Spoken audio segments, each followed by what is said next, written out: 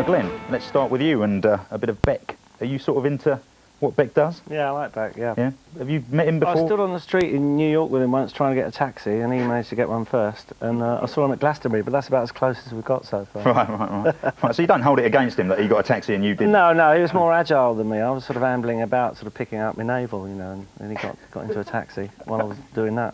As you do. Yeah, OK. Right, well, let's see if you can answer this question about Beck then. Which Beck album shares its name with a British sitcom? Olé. Odelay, do you mean? Yeah, Odelay, yeah. Clearly the famed British sitcom Odelay. But I'll give you a choice, shall I? It's either Gimme, Gimme, Gimme or One Foot in the Grave. It's a hard choice, it's a tough choice, but I'm going to go for B. What do you think?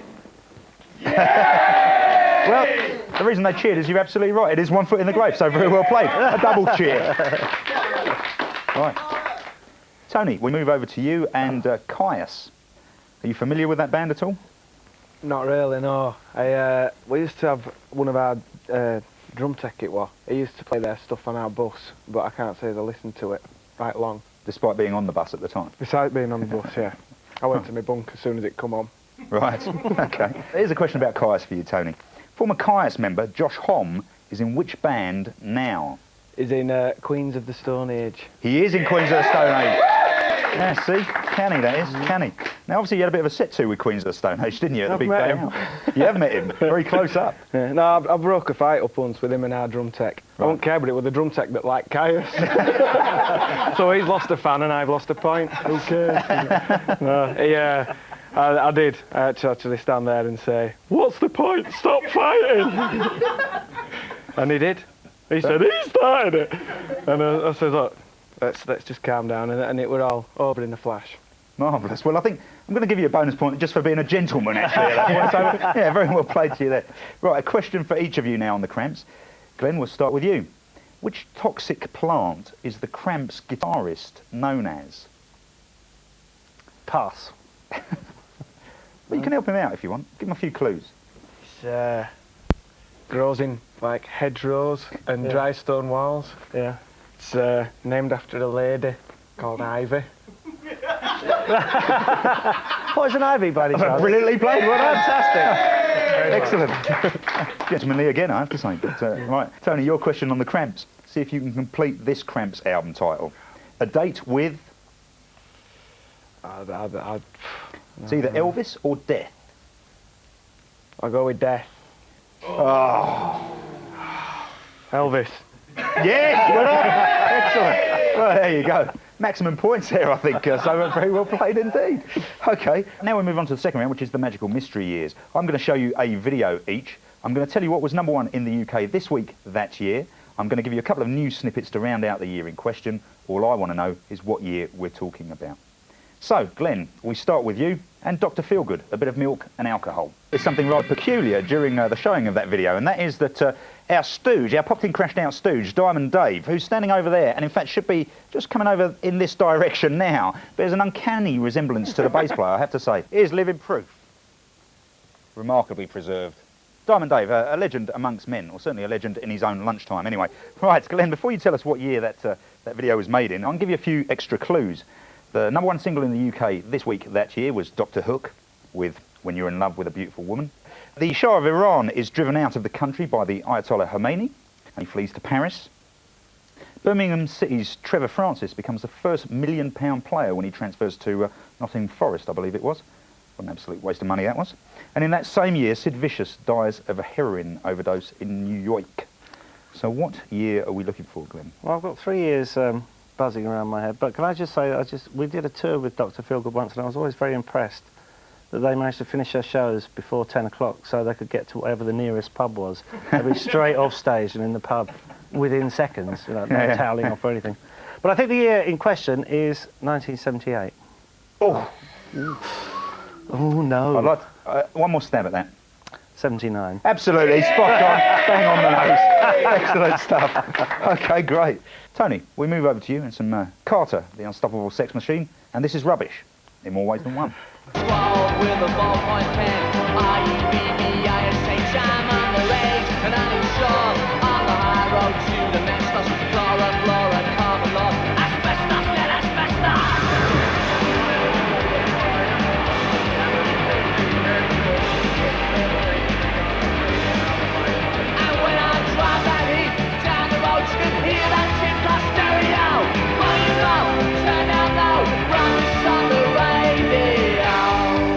Tony, before you blurt out the year in question, the number one in the UK this week that year was Boys to Men, with a track called The End of the Road, which it undoubtedly was for them. The headlines at the time screamed Paddy Pants Down, as Liberal Democrat leader Paddy Ashdown was found having a bit of an affair with his secretary. The UK suffered the worst drought since 1745, as scientists feared the onset of global warming. And in that same year, film icon and star of Breakfast at Tiffany's, Audrey Hepburn, passed away. So what year are we looking for here? Yeah, it's hard because none of the clues ring a bell at all. I'd say it was around 1991. Oh, close. 2. Spot on. Excellent. Very well played indeed. Well, I can tell you we've actually reached the halfway stage. And at this point, Tony, you're ahead by just a whisker. Just a whisker. So there you go. Everything to play for in part 2, of course, though, Glenn. Before we go to the break, though, it's time for you lot at home to watch what we like to call a video nasty. Before there was Britney Spears, there was Britney Fox. Big on hair, short on talent. Some would say there's some uncanny similarities between the forgotten 80s glamsters and the latter-day Britney. Before we show you this entire aberration of a video, we'll leave you with a trivia teaser. We'd like to know which Fox released a single called I Want to Have Some Fun. Was it Basil Brush or Sam Fox? Answer after the break. We'll see you then.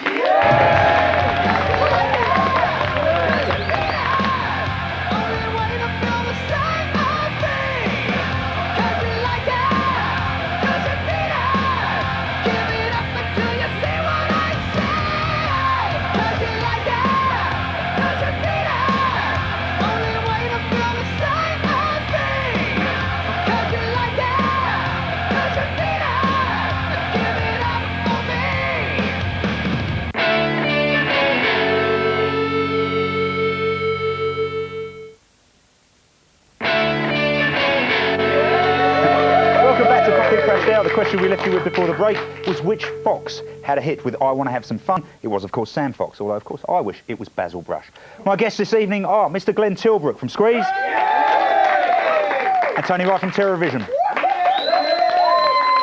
Fantastic value so far. OK, folks, now we move on to the round that we call the Objects Round. It's very straightforward. We give you 3 objects that make up clues that denote the name of a band or an artist. So, we start with you, Glenn. You get a tube map with a ring round Waterloo Station. This is a tube map. Don't take it as a tray, whatever you do. A copy of a Pretenders CD. Oh, Don't try and keep that. That's mine. And a couple of fashion magazines, as it were. Fashion magazines. So just mull those over, if you will. Okay. For you, Tony, you get a pair of handcuffs. Woohoo. Don't get too carried away, mate, because we haven't got the key for those. Right. An NWA album. Which one's that one? Oh, yes, that's not their best album, to be honest with you. That's why we've let you have it. And a Marshall amp. Really good. So, Glenn, any ideas what your 3 clues might... The first 2 clues led me to suppose that it might be the Kinks. Yeah. Well... But where do these come in? I don't quite... OK, well, just talk us through the first 2. OK, the first 2, Waterloo Sunset, Kinks song. Yeah. Ray Davies and Chrissie Hynde did have a relationship at one point. They did. Fashion magazines. Dedicated follower of fashion, of course. Yeah, even. Yeah, marvellous. So there you go. Big round of applause there. Almost record time, I'm saying there. So well played there, Glenn. Tony? I don't know. I figured with this, it might be guitarist, so I was looking to see who the guitarist was on this album. And it's Mike Crazy Neck Sims. That's not the answer, is it? No, that's not the answer I'm looking for. But brilliantly devised, anyway. No, I mean, really, don't think of it as an amplifier. Just think of the name of the amplifier. It's a Marshall amp. Right. These are a rap band. Mm-hmm. Marshall, as in Mathers. Marshall Mathers. Always in bother. Gets arrested. It's Eminem. That was brilliantly explained as well. Yeah, fantastic. All right, let's take a look at the Kinks and Eminem in action. Now I'm grown up and playing in a band, and there's a car park where the paddy used to stand. My sister's married and she lives on an estate. Her daughters go out, now it's her turn to wait. She knows together we would think she never could, but if I asked her, I wonder if she would. Come dancing, come on sister, have yourself a ball. Don't be afraid to come dancing, it's only natural. I spit when I talk, skinny thing that walks. When I was little, I used to get so hungry I would throw fits. How you gonna breastfeed me, Mom? You ain't got no tits. I lay awake and strap myself in the bed with a bulletproof vest on and tap myself in the head till I'm steaming mad. And by the way, when you see my dad, ask him if he bought a porno mag and see my ad. Hi, my name is what? My name is what? My name is Slim Shady. Hi, my name is what? My name is what? My name is Slim Shady. Hi. Right, gentlemen, now you can just relax. Just sit back, enjoy the comfort of the, well, charity shop couch there. Because we're going to show you two brand new videos. All we want to know is whether you like them or not. We start with PJ Harvey and her brand new single, Good Fortune. This was out on Monday. Here it is. In Chinatown, hungover, you showed me just what I could do. Talking about time travel and the meaning, just what it was worth. And I feel like some bit of paradise, my bad fortune slipping away. And I feel the innocence of a child. Everybody's got something good to say. PJ Harvey there with her single, Good Fortune, which is out on Monday, and that's taken from the album Stories from the City, Stories from the Sea. So, Glenn, your thoughts on that? I really like that from what I heard of it. Yeah, I Right. think it's intriguing. She looks like she's relaxed a lot more since the last time I saw her. She had all that sort of fluorescent lipstick and looked quite sort of strange, very exaggerated, and she looks like a lot more natural now. But the sound of the record is great. I really like it. Yeah. Tony, your thoughts on PJ Harvey? I like that, actually. That was really good. I like the walking video. I like that. Videos with walking in, always great. It worked for me, yeah. Yeah. No, I liked it. I liked the song as well. I'd listen to that at home, me, Yeah. Oh, if good. it were on radio. Cheeky. So, Sorry. you do like that, okay. It's good, isn't it? Like the blur, not the blur, the Verve, when they were walking down the street. That I like that video more than the Verve one. It's just still a walking video, but that one works better for me. Have you got a collection of walking videos at home? Yeah. It's just a Walking compilation. in the tape. dales and stuff like that, yeah. Looking for poison ivy. Okay. All right. Well, let's move on to the next video. This is from an album called Straight Up, which is a tribute to Lynn Straight, the singer from US band called Snot, who died 2 years ago in a terrible car crash. The album features guest appearances by Ozzy Osbourne, Jonathan Davis from Korn, Fred Durst from Limp Bizkit, and Corey Taylor from Slipknot, among others. And this track is called Angel's Son. It features Snot, who've done the music, and Seven Dust, who've done the words. Here it is. I feel so alone now. I pray for you. We still love you. You are fighting every day. Someone had the pain. I know you'll never say goodbye. I have so much left to say.